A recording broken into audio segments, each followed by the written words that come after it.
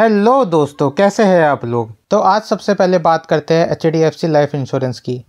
KR Choksi के report के हिसाब से Q3 फाइनेंशियल ईयर 25 में कंपनी का ग्रॉस रिटर्न प्रीमियम 1,72,750 करोड़ रहा, जो 11.6% ईयर ऑन ईयर ग्रोथ दिखाता है, लेकिन 4.2% क्वार्टर ऑन क्वार्टर कम हुआ।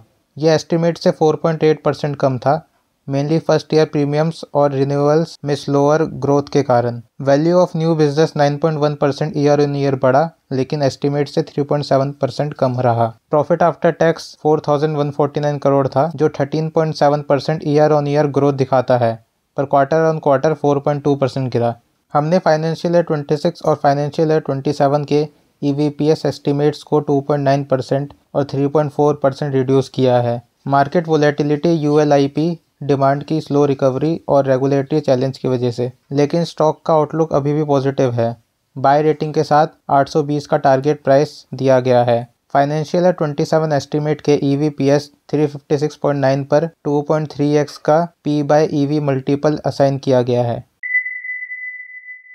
अब बात करते हैं फर्टिलाइजर सेक्टर के बारे में।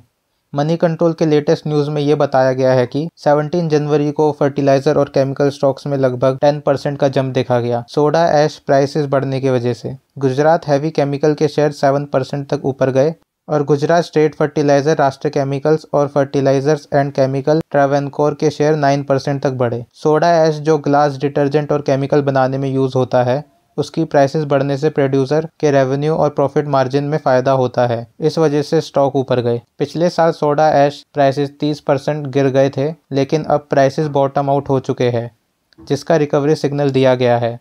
दिसंबर 2024 में गवर्नमेंट ने सोडा ऐश के लिए minimum selling price 20,108 metric ton लगाई और इम्पोर्ट पॉलिसी फ्री से रेस्ट्रिक्टेड कर दी, ताकि डोमेस्टिक मार्केट स्टेबल रहे और लोकल प्रोड्यूसर को ग्लोबल प्राइस गिरावट से बचाया जा सके। ये MIP पॉलिसी 1 जुलाई 2025 तक रहेगी, जब तक कोई और अमेंडमेंट नहीं होता। इसका असर उन इंडस्ट्रीज़ पर पड़ेगा जो इम्पोर्टेड सोडा ऐश पर डिपेंड करती है। अब बात करते हैं ट्रेंट लिमिटेड की।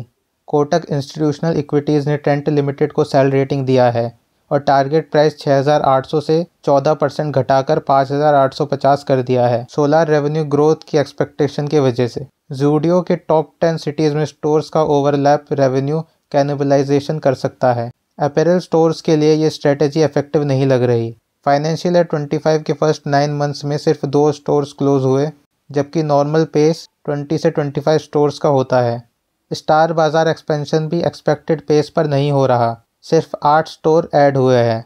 कोटक ने ट्रेंट हाइपर मार्केट के रेवेन्यू ग्रोथ फोरकास्ट को 58% से 32% कर दिया है और ओवरऑल रेवेन्यू और EPS ग्रोथ एस्टीमेट को भी रिवाइज किया है। लेकिन फाइनेंशियल ईयर 25 से 27 के लिए ट्रेंट का हेल्दी रेवेन्यू और EPS CAGR ग्रोथ की उम्मीद रखी है। स्टोर एडिशंस बढ़ने पर असेसमेंट इम्पैक्ट हो सकता है। अब बात करते हैं BEL के बारे में। भारत इलेक्ट्रॉनिक लिमिटेड पर मोतीलाल ओसवाल काफ़ी पॉजिटिव है। बेल डिफेंस इलेक्ट्रॉनिक में लीडर है और इंडिजिनाइजेशन के बेनिफिट उठाने के लिए रेडी है। 74,600 करोड़ का स्ट्रॉन्ग ऑर्डर बुक है, जो फ्यूचर रेवेन्यू के लिए सॉलिड विजिबिलिटी देता है। रीसेंट DAC अप्रूवल्स और गवर्नमेंट का फोकस डिफेंस इंडिजिनस पर BEL के लिए पॉजिटिव सिग्नल है। कंपनी एक्सपोर्ट्स और नॉन डिफेंस प्रोजेक्ट्स में भी अपना शेयर बढ़ा रही है। फाइनेंशियल ईयर 25 में ऑर्डर पिछले साल से कम है, लेकिन अगले महीनों में डिफेंस ऑर्डर के रैंप अप की उम्मीद है। इस वजह से एक्सपर्ट्स ने BEL का टारगेट प्राइस 360 रखा है और बाय रेटिंग दी है। MK ग्लोबल फाइनेंशियल के रिपोर्ट के हिसाब से एक्सिस बैंक की क्रेडिट ग्रोथ सिर्फ 9% ईयर ऑन ईयर तक गिर गई है और मार्जिन कॉन्ट्रैक्शन और हाई रिटेल स्लिपेज की वजह से प्रोविजन बढ़ गए हैं। ऑपरेशनल कॉस्ट ज़रूर कम हुई है, जिसने अर्निंग मिस को 4% तक कंटेन किया, लेकिन रिटेल और कॉर्पोरेट लोन में स्लोडाउन अभी भी चैलेंज है। मैनेजमेंट का कहना है कि अनसिक्योर्ड लोन्स का स्ट्रेस नियर टर्म में बना रहेगा, लेकिन एग्री पोर्टफोलियो का सीजनल स्ट्रेस अगले क्वार्टर तक कम हो सकता है। स्लोअर क्रेडिट ग्रोथ और हायर LLP को देखते हुए अर्निंग फोरकास्ट 3 से 9% कट किया गया है, लेकिन बैंक के लोअर वैल्यूएशन और हेल्दी रिटर्न की वजह से स्टॉक में पॉजिटिविटी है। टारगेट प्राइस 1400 से रिड्यूस करके 1300 कर दिया गया है, लेकिन बाय रेटिंग बरकरार है। एमके ग्लोबल फाइनेंशियल ने और एक स्टॉक के बारे में रिपोर्ट दिया है जो C8 है। C8 ने Q3 फाइनेंशियल ईयर 25 में 11% रेवेन्यू ग्रोथ दिखाई है, जिसमें वॉल्यूम और रियलाइजेशन दोनों अच्छी रही। एबिटा एक्सपेक्टेशन से 5% ज़्यादा था, लेकिन मार्जिन थोड़ा सा कम हुआ है। कंपनी का कहना है कि उनकी ग्रोथ कंटिन्यू रहेगी। ट्रक, बस, टू व्हीलर्स और फार्म पीवी रिप्लेसमेंट सेक्टर में अच्छा ग्रोथ देखने को मिलेगा। रॉ मटेरियल की कॉस्ट थोड़ी ज़्यादा थी, लेकिन Q4 फाइनेंशियल ईयर 25 में स्टेबल होने की उम्मीद है और प्राइस हाइक्स भी प्लान्ड है, स्पेशली टू व्हीलर सेक्टर में। C8 को फाइनेंशियल ईयर 26 में अपना एबिटा मार्जिन 10 से 15% तक ले आने की उम्मीद है।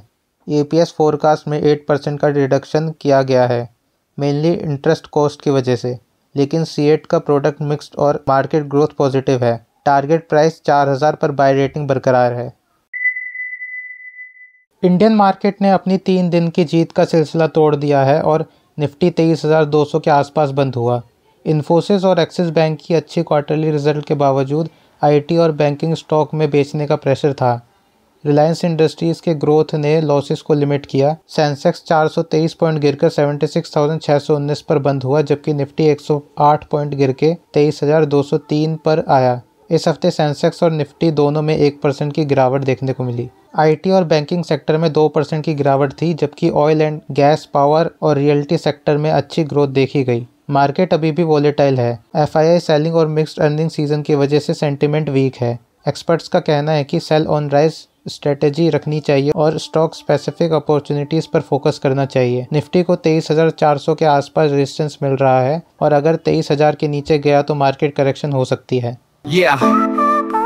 It's a market's high, could be it's low. The market's high, could be it's low. Investors wonder, where will it go? Sensex jumps, Nifty strong, but caught the trend, who knows it's wrong. Tata's moving, electric's the way. Sabko lagta hai, ye hai new day. Yes, bank bonds, a big damn loss. Investors ke liye a heavy cost. Buy the dip is the old advice, but kab dip bane, that's the dice. IPO buzz, hopes run high, sabko chahiye profit sky. The stock market's game, tricky and vast, kabhi lagta hai profits won't last, but patience and plans will lead the fight. Dheere dheere you get it right. The bulls are roaring, the bears take aim, hard rules badalta hai market ka game. Commodities climb, gold shines bright, safe havens work in the market's fight. Stay invested, but think